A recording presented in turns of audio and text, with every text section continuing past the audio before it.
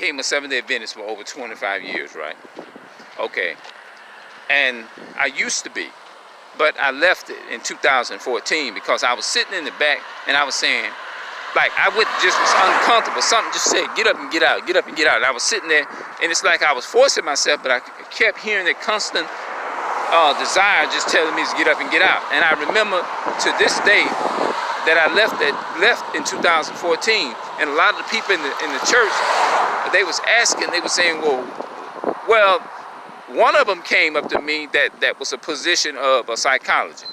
She was an Adventist, and she didn't come out and ask me, we miss you, we want you to come back, and all this and that and the third. But in her mind, underneath the surface, people be wanting to see where you at, or see if you're gonna say, well, the reason from not coming, blah blah, this and that and the third.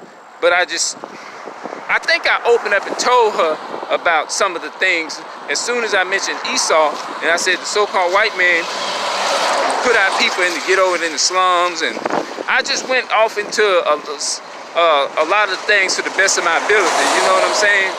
And I went to just telling them that, you know what I'm saying, that the white man, his position, his role in the Bible, and, things of that nature. And I said, those are my reasons why I don't come. And then when I looked at a lot of the videos, which were edifying, in 2018, the one by the Yahushua, in 2018, I'm like, whoa, man, this really makes sense, because it seemed like our people that fill up the jail population more than anybody on a higher rate. So I know what that feels like, even right now, single parent household, you name it. Growing up poor, no food, living in the same neighborhood. You got people who look like you. You don't see nobody else, nobody that looks different, but nobody other than looking like you. And then it causes you to question that situation.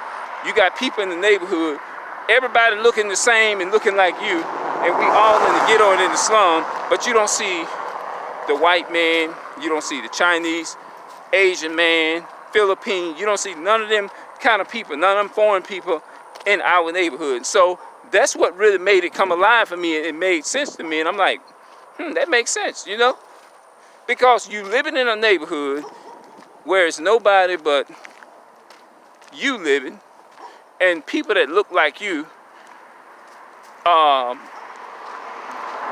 than you, a little lighter than you, or whatever, but it put a question in my mind, and that's what made it make sense to me, and that's why I have a passion for it. You know what I'm saying? And they describe the characteristic of Esau, and things of that nature, being hairy, red, and all that kind of stuff. And then I said, they do call white people rednecks in the South and stuff like that, and different things of that nature, and so on and so forth. And so it just put me to thinking, man, and all I can say, I defend it when people come up and try to tell me differently.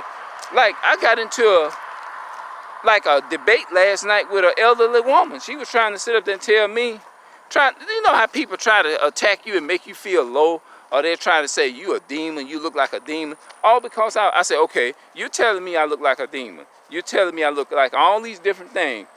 That's your only weapon that you can use against me, or whatever. You see what I'm saying? But you ain't talking about the white man. You ain't talking about them. Look, George Floyd got killed. Guess what? We're not doing that. We're not doing nothing like that. But you want to attack me more, but you ain't mad with the people that you watching on the news every day lying to you. Right? You ain't mad with them. Now you tell me who lying and who should be the demon. You know what I'm saying? If I sit here and call out the enemy and say what he is or whatever, then you know what I'm saying? Why you gonna get on me? You should be getting on them. They are the ones who are actually pushing everything that is contrary to God. You know what I'm saying? I said they got you poor and got us poor, living in the hood right back in now. I said, look at your car. I said, your car, they the reason why you ain't got, you don't have a ride. You can't get nowhere. because there's a certain nation that hate us. You know, they don't care. But I say, you more mad at me, and you think I'm being disrespectful or whatever, and you calling me all them disrespectful names and stuff like that, and I'm only telling you that the so-called our people has a slave mindset, and they have. You don't have to look so-called white in order to be a Caucasian. You have Caucasian come in all different shape, forms, fashions, and colors and sizes. You don't have to just look red, look like they red, or look red or whatever. Caucasian people come in all different types of shades. Caucasian people, when I say come in all different types of shades, come in all different shape, form, and size, I mean that through their mind, what they say. Like if I say, I'm gonna go in the military. I'm gonna go and I'm gonna get me a job working as a police officer or something like that, or so-called. That is an indication to me that you are the enemy, because you have